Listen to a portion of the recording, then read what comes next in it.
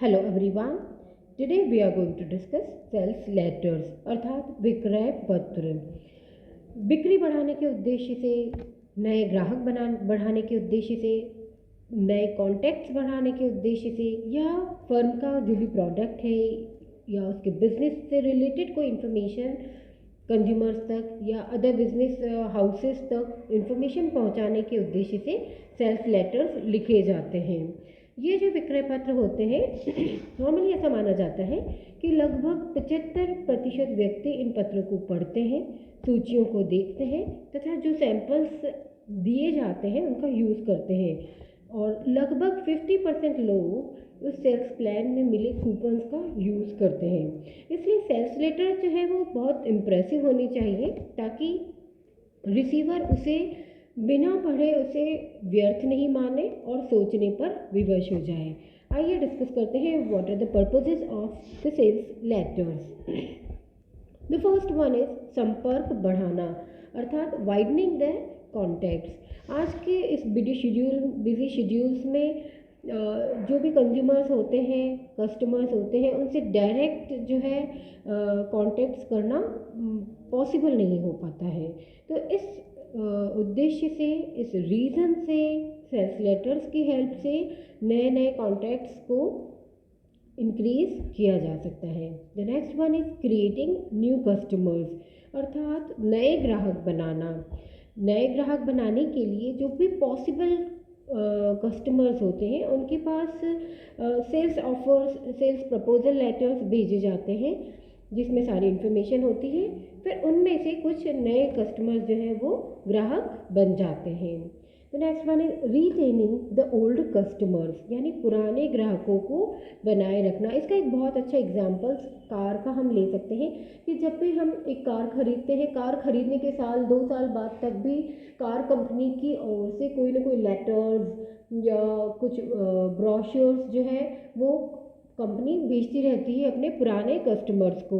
इसका रीज़न ये होता है कि कहीं जो वो उसके ग्राहक है वो असंतुष्ट न हो जाए, इसके लिए उनसे निरंतर संपर्क बनाए रखा जाता है और फ्यूचर में भी उनसे और ऑर्डर लेने की एक संभावना बनी रहती है। तो next one is to make direct sales यानी जो डायरेक्ट सेल है, प्रत्यक्ष बिक्री है, उसको बढ़ाना।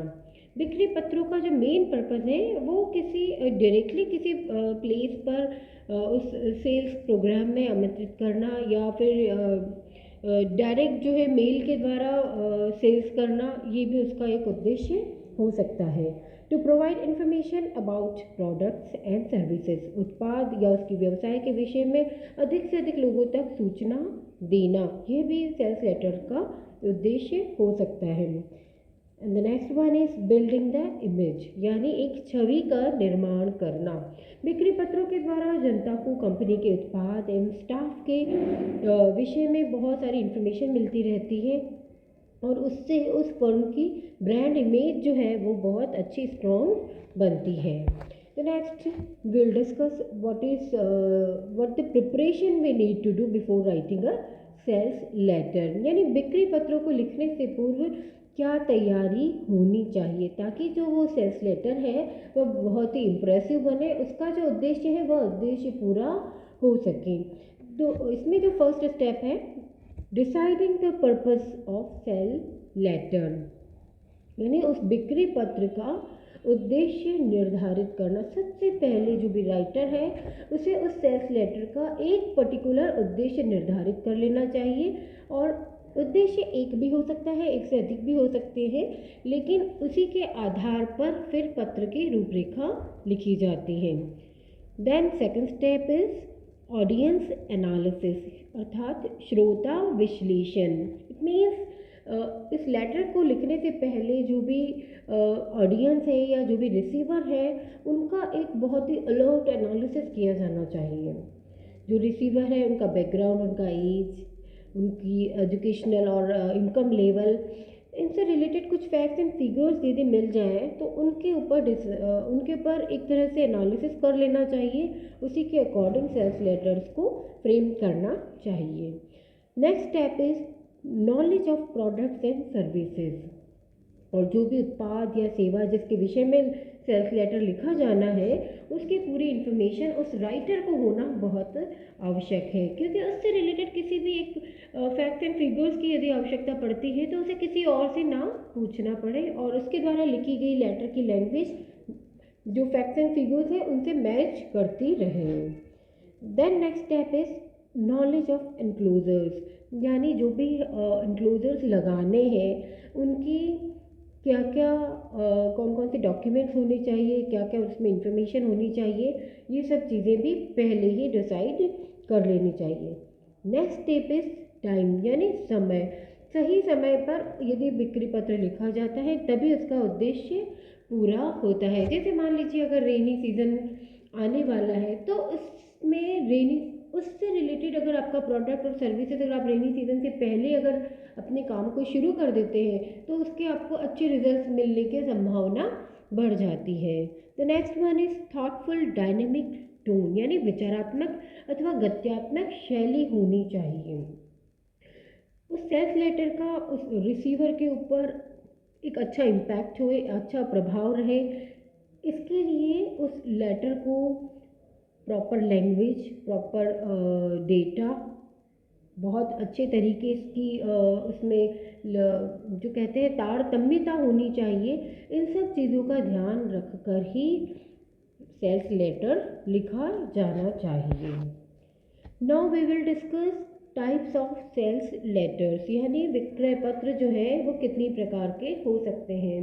मेजरली इन्हें दो भागों में बांटा गया है। The first one is solicited sales letters and the next one is unsolicited sales letters, जिसे हिंदी में कहेंगे याचित बिक्री पत्र एवं अयाचित बिक्री पत्र। पहले हम समझते हैं what are solicited sales letters, यानी ऐसे लेटर्स जिसके बारे में इंफॉर्मेशन किसी व्यक्ति के द्वारा पहले कोई मांगी जाती है और उसके रिक्वेस्ट के रिप्लाई में जो लेटर लिखा जाता है उसे कहेंगे सॉलिसिटेड सेल्स लेटर्स। यानी ऐसे पत्रों का उत्तर बड़ी तत्परता से, उत्साहपूर्वक और बहुत ही कहते हैं जैसे यथोचित रूप से उसका रिप्लाई किया जाना चाहिए। नेक्स्ट जो है वो है अनसॉलिसिटेड, यानी अयाचित बिक्री पत्र। अयाचित बिक्री पत्र यानी जिसके बारे में किसी ने मांगा नहीं है, कोई इन्फॉर्मेशन किसी ने मांगी नहीं है, बिना कोई जानकारी मांगे जब बिजनेस अपनी ओर से ऑर्गेनाइजेशन पुराने ग्राहकों को या जो भी पॉसिबल न्यू कस्टमर्स हैं उनको सेल्स लेटर्स लिखते हैं, तब इन्हें अनसॉलिसिटेड सेल्स लेटर्स कहा जाता है।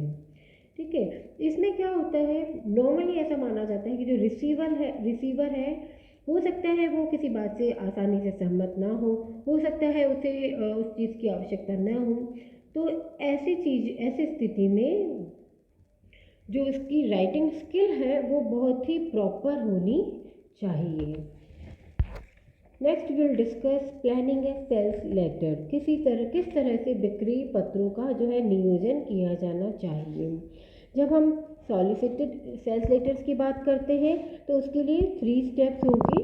The first part would be good news, यानी सबसे पहले उसके प्रथम खंड में जो सॉलिसिटेड सेल्स लेटर है उनका आरंभ जो है वो सकारात्मक या किसी अनुकूल संदेश के द्वारा किया जाना चाहिए, जिससे जो रिसीवर है उसका एक इंटरेस्ट उसके अंदर क्रिएट होता है।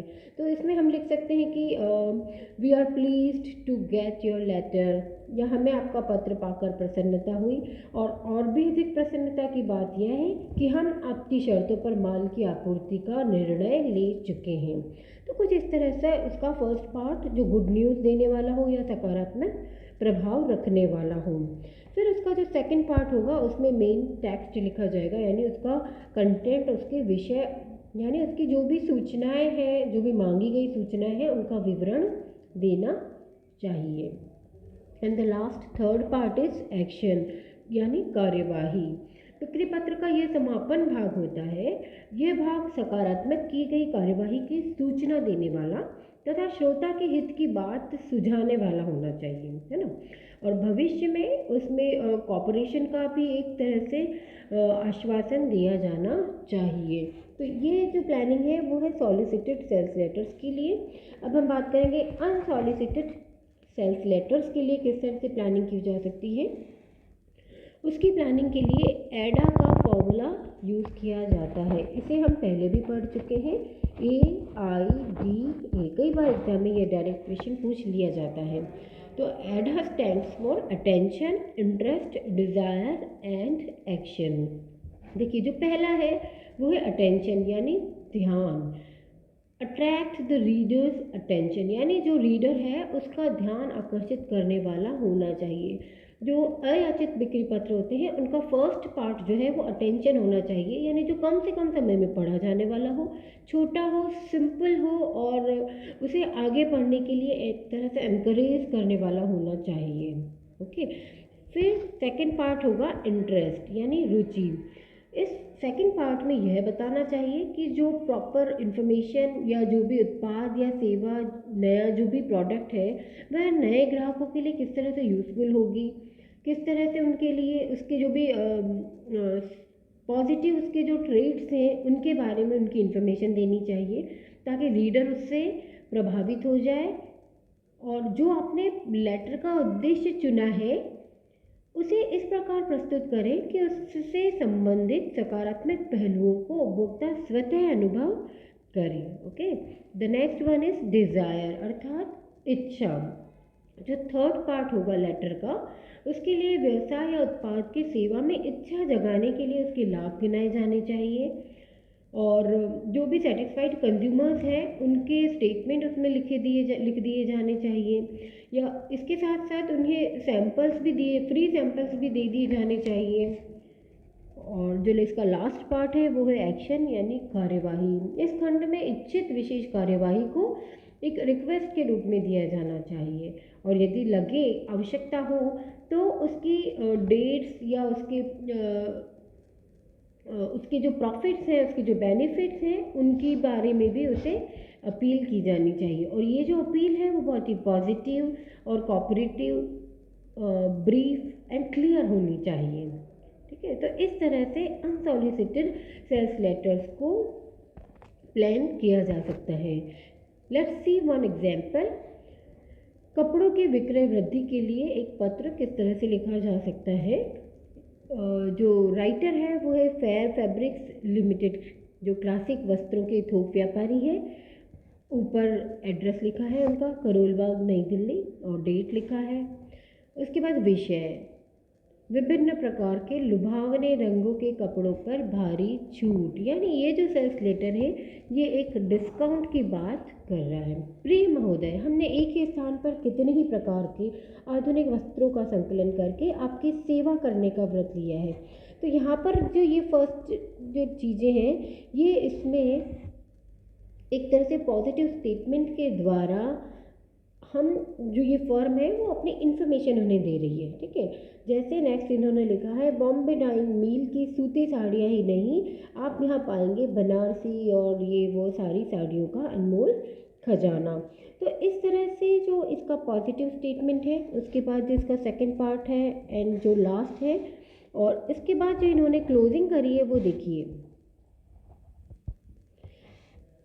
कृपया शीघ्रता कीजिए, पहले आइए और पहले पाइए। तो ये जो है ये एक्शन स्टेटमेंट होता है।